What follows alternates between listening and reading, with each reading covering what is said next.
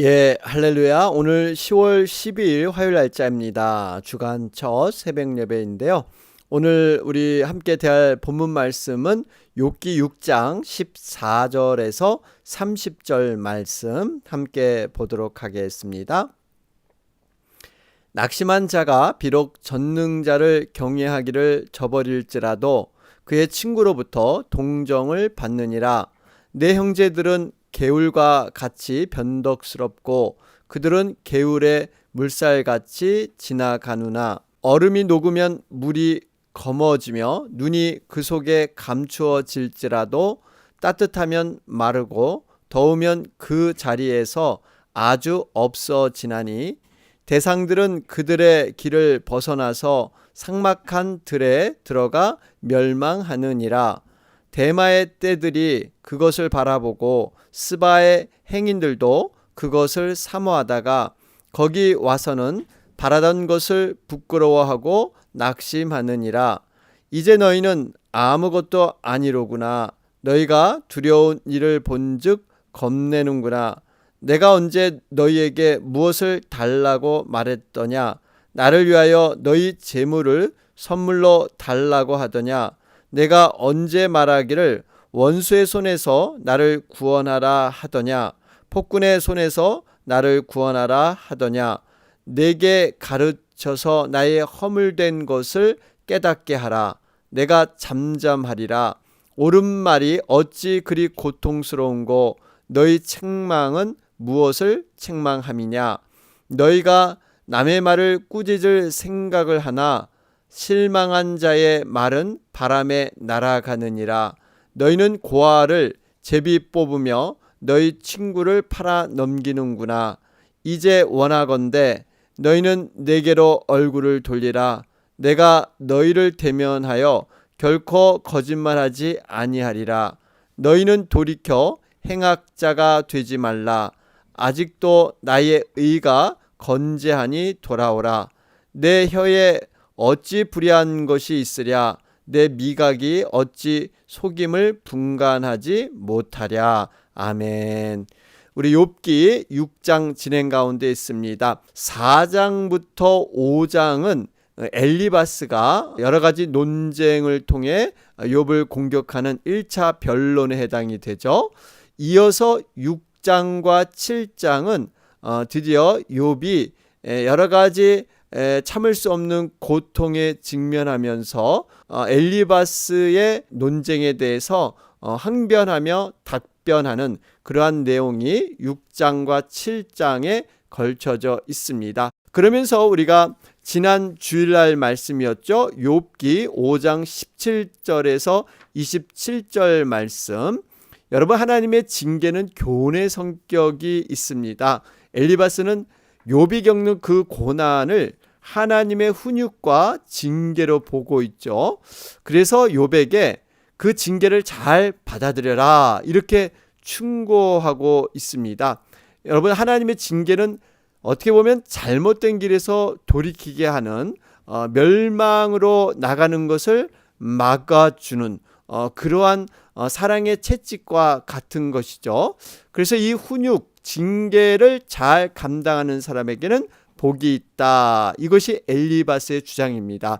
결국 이 엘리바스는 인과응보적인 생각, 모든 잘못과 이러한 죄악이 있기 때문에 이러한 행위적인 그런 하나님의 징계가 있다라는 것을 얘기하고 있습니다. 자, 그러면서 월요일 날짜입니다. 욥기 6장 1절에서 13절의 내용, 특별히 6장 1절에서 7절의 내용은 탄식에는 이유가 있다. 결국 지금 욥이 여러 가지 엘리바스에 대해서 말한 것에 대해서 변론하는 그런 욥의 말들로 구성되어 있습니다. 제대로 된 충고는 사람을 이렇게 다시 한번 바르게 세우지만 잘못된 충고는 상대방에게 괴로움을 더하게 되죠.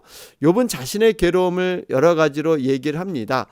특별히 6장 2절 말씀에 보시면 나의 괴로움을 달아보며 나의 파멸을 저울 위에 모두 놓을 수 있다면 정말 자신의 괴로움이 얼마나 힘든가 하는 것을 고백하면서, 여러분 근데 요 괴로움을 앞에서 엘리바스는 욥의 괴로움을 알지 못하니까 단지 분노, 5장 2절에 나오죠. 그러면서 정말 이 엘리바스는 분노가 미련자를 죽인다 그러면서 분노를 그치라 이렇게 얘기를 했죠. 그런데 욥에게는 그것이 괴로움일 뿐이고 측정할 수 없을 만큼 크고 무거운 짐이 된다라고 말을 하면서 자신의 말이 정제되지 않고 경솔하게 거칠게 이렇게 나오는 것, 이것이 오히려 더 괴로움을 가중하게 된다 이렇게 얘기를 하고 있습니다. 결국 욥은 자신이 당하는 이 고난은 하나님의 공격이다. 그래서 4절에 보니까 전능자의 화살이 내게 박힘에 나의 영이 그 독을 마셨나니, 이제 욥은 자신이 바라는 것이 이루어지기를 간절히 소망하는 내용이 바로 6장 8절에 나옵니다. 거기 보면 나의 간구를 누가 들어줄 것이며 나의 소원을 하나님이 허락하시랴 그러죠. 결국 이 의미는 정말 자신의 소망이 죽음의 세계에서 경험되는 안식, 이것을 나는 소망한다 라고 욥은 고백하고 있습니다. 자, 그러면서 이제 10절 말씀이 굉장히 어려운 난해 구절 중에 하나인데요. 6장 10절을 보시면 그러할지라도 내가 오히려 위로를 받고 그칠 줄 모르는 고통 가운데서도 기뻐하는 것은 내가 거룩하신 이의 말씀을 거역하지 아니하였음이라. 그러니까 고통 중에서도 가장 큰 기쁨은 자신이 말씀을 거역하지 않은 것이다 이렇게 고백을 하고 있는데요. 결국 욥은요, 하나님을 찾으라고 하는 그 엘리바스의 충고를 완전히 거부한 셈입니다. 욥은 더는 버틸 힘이 없다 그러면서 죽음을 갈망하는 이유를 바로 6장 11절에서 13절에 밝히고 있죠. 내게 기력이 있겠느냐? 더 이상 내가 기력이 없다. 이렇게 욥은 항변하고 있습니다. 자, 그러면서 오늘 이제 이어지는 말씀이 계속적인 욥이 이런 엘리바스의 논쟁에 대해서 항변하는, 얘기하는 그러한 내용들이죠. 우리 14절 말씀을 보면 낙심한 자가 비록 전능자를 경외하기를 저버릴지라도 그의 친구로부터 동정을 받느니라 그러죠. 어려울 때 힘이 되어야 하는 친구, 그 친구가 참된 친구고 친구의 도리다. 이것을 지금 욥은 얘기하고 있습니다. 자, 그러면서 15절 말씀을 보시면 내 형제들은 개울과 같이 변덕스럽고 그들은 개울의 물살같이 지나가누나. 여기서 여러분 이 개울이라는 것은 와디 이런 의미인데요. 결국 이 당시에 그 팔레스타인 지역의 특성을 알아야 합니다. 이 팔레스타인 지역은요, 이 건기와 우기 때 어떤 비 양을 예측하기가 어렵다고 합니다. 그래서 그냥 찾아갔다가는 낭패를 보는 그러한 일들이 많이 있었습니다. 그 환경이 너무 쉽게 변덕스럽게 변하는 것을 얘기하고 있죠. 그러면서 이제 16절, 17절 말씀에 더 자세히 설명을 하고 있습니다. 얼음이 녹으면 물이 검어지며 눈이 그 속에 감추어질지라도 따뜻하면 마르고 더우면 그 자리에서 아주 없어지나니. 지금 이 말이에요. 이 개울이 이렇게 갑작스럽게 변하게 되면 아무런 의미가 없고 오히려 어려움을 맞이한다. 결국 이 의미는요, 이 친구 간의 성실을 강조하고 있습니다. 변덕이 없는, 변함이 없는 따뜻한 우정, 이것을 얘기하고 있죠. 여러분, 믿음에서도 성실이 굉장히 중요합니다. 하나님 앞에 변함없는 모습으로, 변함없는 자세로 하나님을 섬기고 사랑하는 것. 항상 내 상황이 어떻더라도 변함없이 하나님과의 관계가 늘 깊어지는 것. 여러분, 이것이 어떻게 보면 믿음의 성실이다. 이 성실이 믿음을 떠받쳐주는 생명과 같다라는 것이죠. 자, 그러면서 여러분 18절 말씀을 보시면 대상들은 그들의 길을 벗어나서 삭막한 들에 들어가 멸망하느니라. 여기에 이 대상이라는 것은요, 낙타나 말의 상품을 싣고 때를 지어 먼 곳에 다니면서 장사하는, 돌아다니면서 이렇게 사막에서 장사하는 상인을 의미하고 있습니다. 결국 이렇게 대상들은 그들의 길을 벗어나서 삭막한 들에 들어가 멸망하느니라. 결국 이 의미는 무슨 의미냐면요, 사람을 실족게 하는 것, 이것은 큰 죄악이다. 욥의 세 친구에게 말을 하는 거죠. 이렇게 나를 실족게 하는 것, 너희들 옳은 행동이 아니다. 이렇게 말하고 있습니다. 우리가 참 영혼들이 실족하지 않도록 여러분, 이것을 굉장히 주의 깊게 우리 자신을 살펴봐야 합니다. 모든 것이 가나 모든 것이 덕이 되지 않습니다. 여러분, 이것이 크리스찬의 자유의 제한이죠. 여러분, 한 영혼을 실족게 하는 것은 차라리 목에 연자맷돌을 메고 바다에 던지는 게 낫다. 여러분, 이것은 하나님께서 정말 용서하지 못하는 그러한 심판이 있다. 그렇기 때문에 늘 경계하고 조심해야 한다. 그러한 가르침을 우리에게 주고 계십니다. 자, 그러면서 여러분 19절 20절 말씀을 보시면 대마의 떼들이 그것을 바라보고 스바의 행인들도 그것을 사모하다가, 그러죠. 여기 대마의 떼, 대마는 뭐냐면요, 아키비만 남동쪽에 위치한 오아시스 도시로 대상의 중심지였습니다. 그러니까 이렇게 낙타나 말을 싣고 이렇게 사막을 오가는 상인들에게 너무나 중요한 도시였습니다. 왜냐하면 그곳에서 물을 먹고 여러 가지 그러한 여행을 정비하는 그러한 의미가 되기 때문에 모든 사람에게 희망이 되는 그러한 장소가 바로 이 대마라는 것이죠. 어떻게 보면 여러분, 정말 이 크리스찬의 모습이 바로 이런 그 사람들에게 어떠한 삶의 희망을 주고 기대를 주는 역할. 여러분, 이것이 바로 빛과 소금의 역할이지 않습니까? 세상 사람들도 여러 가지 모습 속에서 목말라 하는 것이 굉장히 많이 있습니다. 그들의 목마름은 어떤 세상의 것, 땅의 것으로 성공해서 채우지 않습니다. 영혼의 목마름이 사람에게 누구에게나 있죠. 그 영혼은 하나님을 만나야 하는데, 어떻게 보면 우리 크리스찬을 통해서 지금 대마의 떼들이 그것을 바라보듯이 그러한 역할, 우리가 이것을 잘 감당하는 것, 이것이 바로 우리의 사명인 줄로 믿습니다. 그러면서 21절 말씀을 보면 이제 너희는 아무것도 아니로구나.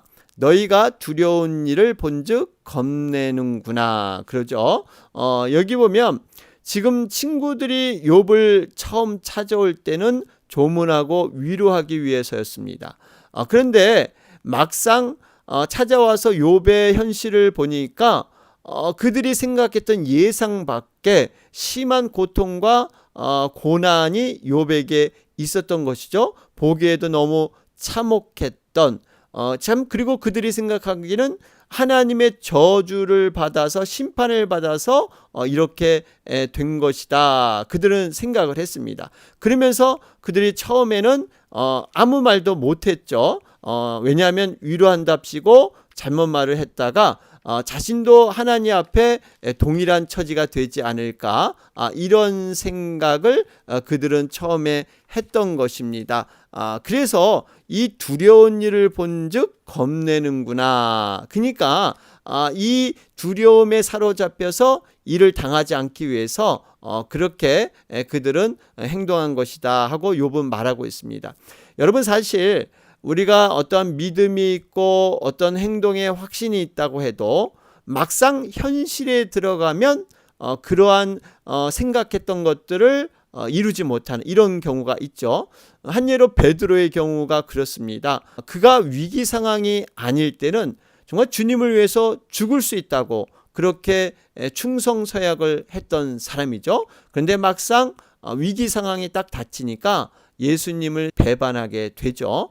그러니까 어떻게 보면 베드로는 예수님에 대한 진실한 사랑을 갖고 있지 못했다 하는 그러한 모습을 입증해 주고 있습니다. 그런데 반면에 베드로와 대조적인 사람이 있습니다. 바로 그 사람이 요나단이라는 사람이죠. 요나단은 여러분 다윗의 친구로 유명하죠. 근데 그 아버지 앞에서 이 사울이었죠. 사울 왕 앞에서 이 친구 다윗의 편을 들어주게 됩니다. 그랬더니 아버지로부터 생명마저 위협을 당하는 여러분 이러한 모습. 이것은 요나단이 정말 평상시 친구를 사랑하고 있었고 어떠한 위기 상황에서도 그 사랑을 포기하지 않는 것. 여러분 예수님도 바로 마찬가지입니다. 우리를 위해 평상시 사랑하신다고 말씀하셨는데 위기 상황, 그 십자가의 고난 앞에서도 당당하게 우리의 사랑을 확증해 주셨다는 것이죠. 여러분 그렇기 때문에 우리는 어찌하든지 정말 이 사랑은 두려움을 내어 쫓는다고 합니다. 그래서 우리가 온전한 사랑이라는 것은요, 두려움을 느끼지 못하게 하는 것, 이것이 바로 그러한 증거다 하는 것을 볼 수가 있습니다. 24절 말씀을 보시면 내게 가르쳐서 나의 허물된 것을 깨닫게 하라. 내가 잠잠하리라. 우리 자신이 때로는 잘못된 길로 갈 수가 있습니다. 우리는 이런 가능성을 다 인정해야 합니다. 그렇기 때문에 나에게 때로는 책망과 교훈을 줄 때 이것을 겸손하게 받아들이는 것, 여러분 이것이 정말 우리를 생명의 길로 인도하는 그러한 지름길인 줄로 믿습니다. 그래서 여기 보면 욥은 그가 단지 자신이 무슨 잘못을 했는지 깨닫게 해달라 이렇게 얘기를 하고 있죠. 그래서 우리가 이러한 것을 겸손하게 받아들일 때 여러분 우리가 온전한 말씀 앞에 설 수 있다라는 거 깨닫게 됩니다. 자, 그러면서 25절 보면 옳은 말이 어찌 그리 고통스러운고 너희의 책망은 무엇을 책망함이냐. 이것은 결국 너희 말이 옳다 하더라도 이러한 책망이 맞는 말이라 하더라도 고난당하는 자에겐 그것이 상처가 되기 쉽다. 그런 얘기를 지금 욥은 하고 있는 것입니다. 옳은 말을 때로는 우리가 하나님 앞에서 잘 감당해야 합니다. 물론 상대방의 형평과 어떠한 영적인 상황, 믿음의 정도에 따라서 우리가 정말 이 옳은 말을 지혜롭게 잘 감당해야죠. 그렇다고 우리가 이 옳은 말을 무조건 포기하고 어떤 인간적인 생각 때문에 우리는 이것을 하지 않는다 하는 그러한 태도도 옳지가 않습니다. 여러분 이 옳은 말을 통해서 정말 영혼에 필요한 것을 채워주고 또 잘못된 길을 바로 서게 하는 것, 결국 우리는 영혼이 잘 되게 하기 위해서 섬김의 그런 낮은 자세로 우리가 살아가는 것이죠. 결국 영혼의 유익이 있다면 우리가 또 말씀의 옳은 말도 온전히 해 나가야 하는 것입니다. 여러분 이런 옳은 말, 어떻게 보면 그 전하는 사람이 온전한 믿음으로 하지 않아도 그 옳은 말이 그 영혼을 살렸던 좋은 예가 있죠. 바로 요나입니다. 요나는 하나님께서 니느웨 백성에 가서 회개의 메시지를 전해라 원치 않았습니다. 그래서 정말 어떻게든 피하고 도망가고 싶었는데 결국 하나님께 붙잡혀서 그는 성의도 없이 정말 마음에 아무런 그러한 감정도 없이 그저 하나님이 하라고 하니까 그를 전했는데 완전히 니느웨 성의 백성들의 삶이 뒤집어집니다. 여러분 그렇기 때문에 때로는 정말 하나님의 말씀이 이렇게 능력이 있다는 것입니다. 그 전하는 사람이 어떠한 자일지라도 말씀 자체가 힘이 있고 능력이 있다는 거예요. 그래서 우리가 하나님의 말씀을 받을 때는요, 그 사람이 전하는 메시지가 어떠한 사람인지 이것이 중요한 게 아니라 하나님의 말씀 그 자체가 소중한 그러한 생명의 말씀이고 능력의 말씀인 줄로 묻습니다. 결국 누가 어떠한 메시지를 전해도 그 메시지를 받는 사람이 믿음으로 취하면 그 메시지는 살아 움직이는 레마의 말씀, 생명의 말씀, 이것이 곧 나를 살리는 영적인 양식이 되는 줄로 믿습니다. 그렇기 때문에 우리가 말씀을 전하는 자도 기도를 많이 하며 말씀을 전해야 하지만 말씀을 받는 자들도 여러분 그 말씀을 잘 받기 위해서 정말 절실한 기도가 필요하다 하는 것도 우리가 깨닫게 되죠. 자, 그러면서 여러분 26절 말씀을 보면 너희가 남의 말을 꾸짖을 생각을 하나 실망한 자의 말은 바람에 날아가느니라. 여기 이 실망한 자의 말, 낙심을 가진 자들이죠. 결국 그 자신을 말하는데 욥은 지금 이 말 때문에 실망하고 낙심하게 되었다고 하는데요. 결국 친구들의 말이 이 바람과 같기 때문에 결국 사라질 것이다. 여러분, 바람은 거칠고 정제되지 않은 말을 가리키고 있습니다.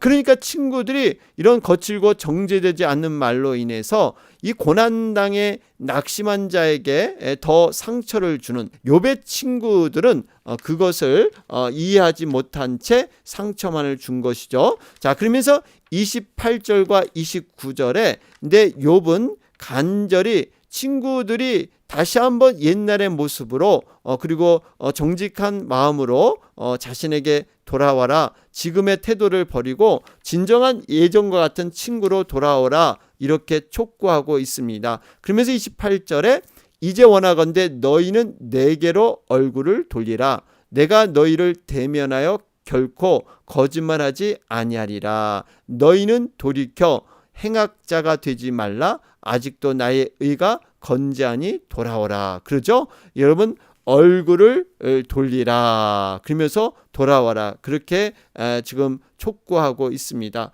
여러분, 분명하게 우리 사람들 그리고 성도들은요, 선과 악의 경계선에 있습니다.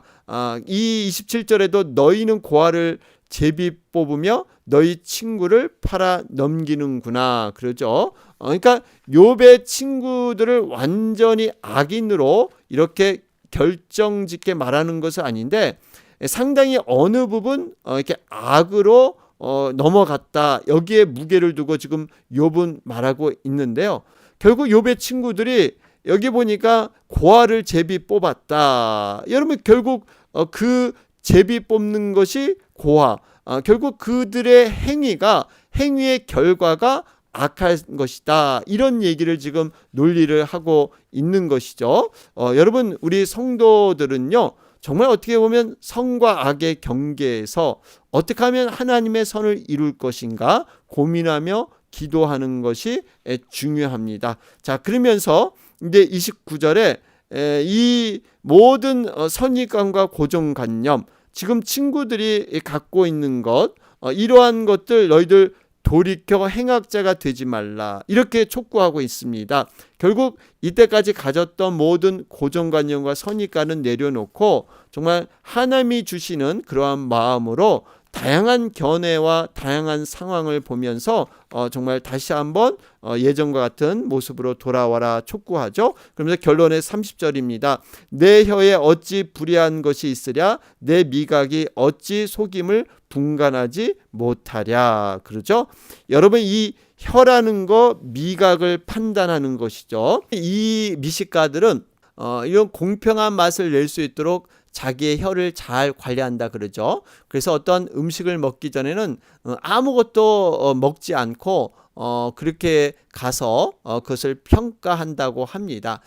결국 이 의미는 뭐냐면요, 우리가 영적인 민감함, 예민함을 항상 준비하고 갖춰야 된다는 것입니다. 여러분, 우리의 혀는 어떤 자극적인 음식을 먹다 보면 내 감각이 무뎌지고요. 그 음식 맛, 자극적인 맛에 길들여지기 쉽습니다. 이것이 어떻게 보면 세상의 모습과 똑같아요. 우리가 왜 세상과 접하면서 구별된, 영적으로 우리가 구별된 생활을 해야 되냐면요, 자칫하면 세상에 우리도 물들어 버리고 동화될 수 있기 때문에 우리는 항상 그렇게 거룩이랑 구별이라 그랬죠. 그러한 자로 살아야 된다라는 것입니다. 여러분, 하나님께서 왜 가나안에 입성하면서 이스라엘 백성으로 하여금 가나안의 원주민을 완전히 다 멸절시켜라, 진멸해라, 그들의 정말 소유물까지도 다 없애라. 어떻게 보면 참 하나님이 너무 잔인하신 것이 아닌가 이렇게 생각할 수 있는데요. 그만큼 이방 문화, 세상 문화와 접하다 보면 이스라엘 백성, 하나님의 택한 자녀들이 변질되기 쉽기 때문입니다. 완전히 물들어지기 쉽기 때문이에요. 그래서 그러한 구분을 분명히 해라, 하나님은 말씀하신 것이죠. 이런 면에서 보면 어떻게 보면 어린아이가 정말 세상에 아직 물들지 않은 그런 어린아이가 영적으로 깨끗하다고 그렇게 말할 수가 있습니다. 세상에 접하고 많이 속해 있는 사람은요, 이미 영적인 그 순수함이 무너질 수가 있습니다. 요즘 안타까운 것은 이러한 드라마나 영화를 보면 굉장히 잔인하고 충격적인 이러한 장면들. 근데 이것을 자꾸 보다 보면 이제는 이제 무뎌지는 것이죠. 바로 이런 원리인 것입니다. 우리 로마서 12장 2절 말씀은 너희는 이 세대를 본받지 말고 오직 마음을 새롭게 함으로 변화를 받아 하나님의 선하시고 기뻐하시고 온전한 뜻이 무엇인지 분별하도록 하라. 여러분, 이 분별, 이 세대를 본받지 말고 그저 그냥 유행이거니 모든 사람들이 이렇게 따라하니 이것을 가는 것이 아니라, 넓은 문으로 갈 것이 아니라 우리는 분별해서 정말 좁은 문으로 우리가 들어갈 줄 아는 것. 여러분, 이것이 진정한 믿음의 모습이지 않겠습니까? 자, 오늘 말씀 정리해보면 이해하고 동정하는 진정한 친구입니까? 라는 제목입니다. 오늘 화요일 날짜죠. 미국과 한국을 위해서 우리 간절히 기도하는 날입니다. 우리 코로나 사태 정말 해결될 수 있도록 우리 계속해서 함께 기도해 주시기 바랍니다. 다 같이 기도드리겠습니다.